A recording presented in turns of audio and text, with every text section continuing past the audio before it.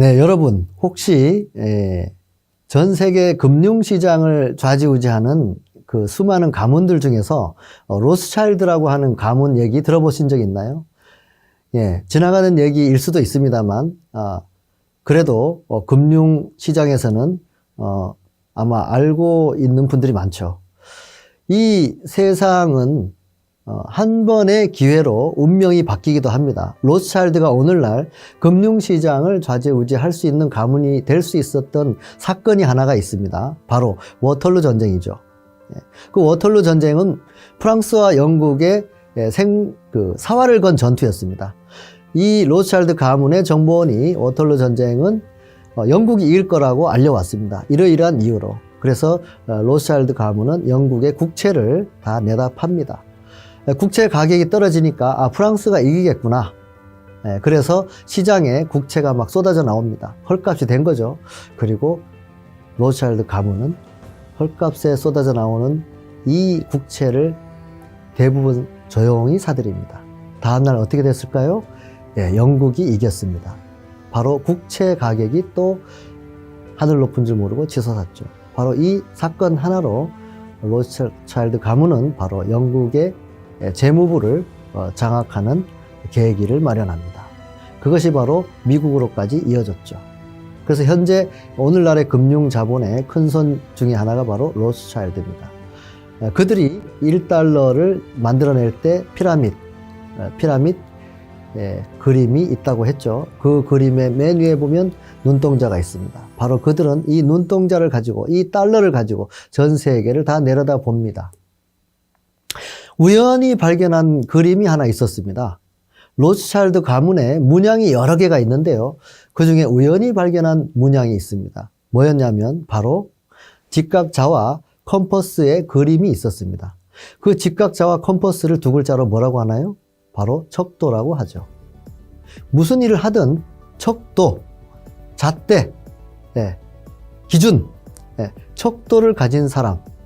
로스차일드는 척도를 가지고 있기 때문에 돈을 버는 것보다 잃는 것이 더 어렵다는 얘기도 합니다.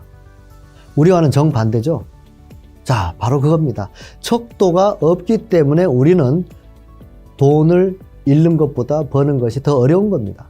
이제 이 순간 디지털 자산을 고르는 척도를 말씀드리겠습니다.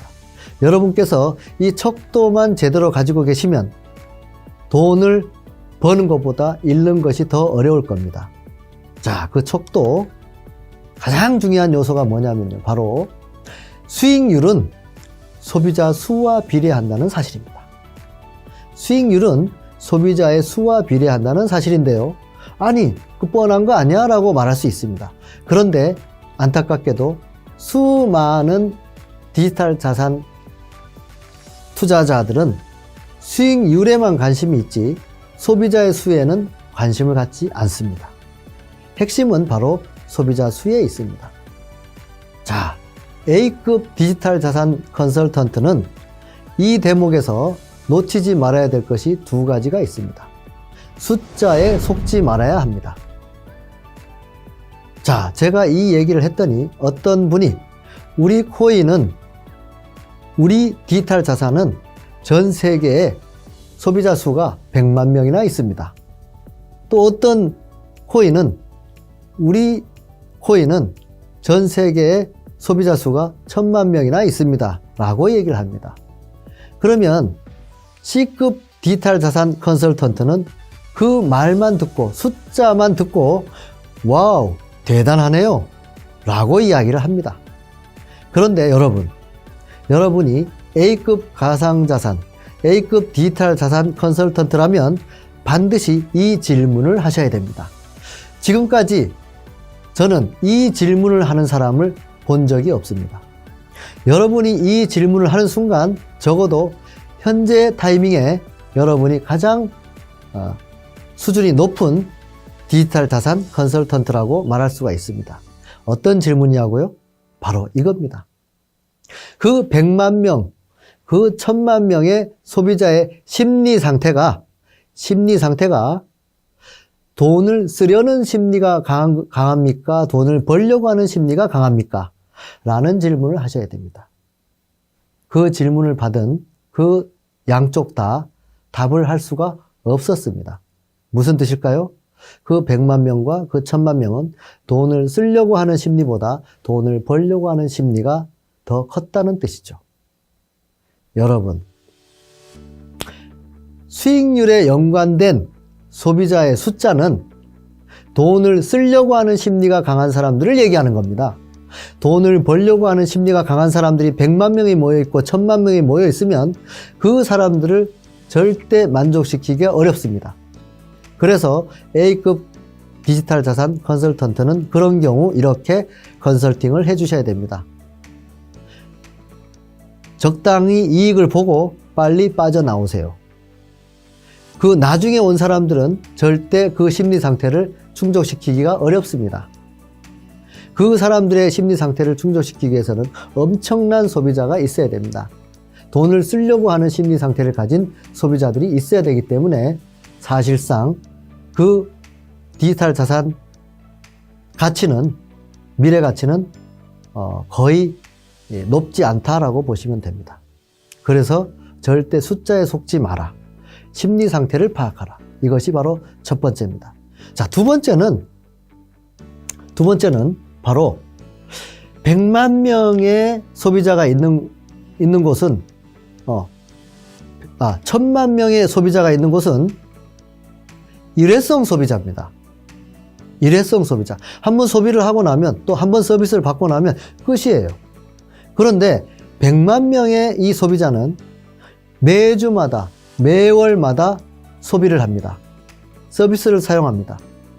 바로 충성도를 파악해야 된다는 사실이죠. 숫자에 속지 마세요. 여러분이 A급 디지털 자산 컨설턴트라면 100만 명의 회원이 있는 코인을 소개하시겠습니까? 아니면 1000만 명의 회원이 있는 코인을 소개하시겠습니까? 바로 100만 명의 회원이 있는 이 코인이 미래 가치가 있는 겁니다.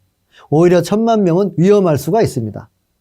이 100만 명의 충성도 높은, 로열티가 높은 이 코인이 미래 가치가 있다는 것을 여러분 A급 디지털 자산 컨설턴트는 볼 수 있어야 됩니다. 그것을 파악할 수 있어야 됩니다. 이것이 바로 소비자의 심리와 충성도를 보는 소비자의 수에 달린 것입니다. 자, 그 다음 두 번째 중요한 것은 소각정책입니다. 코인 중에서, 디지털 자산 중에서 소각정책이 있는 디지털 자산이 있다면 여러분들은 눈여겨보셔야 됩니다. 왜 그러냐면 소각정책은 금융기법상 가격을 올라가게 만드는 요인 중에 가장 큰 요인 중에 하나입니다. 순수한 소비자들이 늘어나는데 거기에 금융기법, 소각정책이라고 하는 금융기법이 들어갑니다. 여러분 아까 게임체인저 중에 첫 번째 애플사 기억나시죠? 애플사는 왜 그렇게 높은 주가를 유지했는가? 시가총액을 유지했는가? 그 이면에는 애플사의 소각정책이 들어가 있습니다. 그 시가총액 2,000조, 3,000조가 넘는 그 시가총액을 유지하기 위해서 보이지 않는 곳에서는 그렇게 소각정책을 썼다는 사실이죠. 자사주를 매입해서 그 주식을 소각시킵니다. 그렇게 해서 거의 100조 원, 200조 원 가까이 돈을 썼습니다. 그래서 그 높은 주가를 유지했던 사실이죠. 주가가 계속 올라갑니다. 마찬가지로 코인도 마찬가지입니다. 소비자가 늘어나는데 유통되는 물량의 일정 부분을 소각을 시켜버리면 유통되는 물량이 줄어드는 효과가 있고, 줄어드는 효과라는 것은 바로 희소성 때문에 가격이 올라가게 되어 있습니다. 자, 여기에서 1000개의 디지털 자산 중에서 소각 정책을 쓰는 디지털 자산이 20개가 있다면 여러분은 그 20개를 골라낸 여러분, 그 중에서 3가지를 체크하셔야 됩니다. 첫 번째, 그 소각 정책이 합리적인가? 두 번째, 그 소각 정책이 강제적인가? 강제성을 떼어야 됩니다. 소각을 할 수도 있고 안 할 수도 있고 하면 안 됩니다. 강제성을 떼야 됩니다. 자, 세 번째, 소각 소각 정책을 실행에 옮길 의지가 명확한가? 이 소각 정책이라는 것은 법률적으로도 굉장히 예민한 부분이기 때문에 이것이 만약에 그 세 가지가 다 맞아서 실제 실행에 옮겨질 수 있다면 여러분은 1000개 중에서 보석을 찾아낸 겁니다. A급 가상자산 컨설턴트만이 그것을 면밀하게 분석하고 찾아낼 수 있습니다. 만약에 그것을 찾아냈다면 그 다음부터는 어떻게 여러분이 행동해야 될지 제가 이 자리에서는 더 이상 얘기하지 않겠습니다. 먼저 여러분 자신이 수단과 방법을 가리지 말고 그 디지털 자산을 최대한 매입해서 가지고 계십시오. 그 다음 두 번째는 여러분이 가장 아끼는 사람들에게 소개를 해서 그분들도 그것을 가지고 있게 하십시오. 인생이 바뀔 수 있는 단 한 번, 단 두 번, 몇 번 안 되는 기회에 해당될 가능성이 높습니다. 여러분들에게 그런 기회는 평생에 몇 번 오지 않습니다. 바로 이것이 A급 디지털 자산 컨설턴트가 가지고 있어야 될 시각입니다. 여러분, A급 디지털 자산 컨설턴트가 되시기 바랍니다.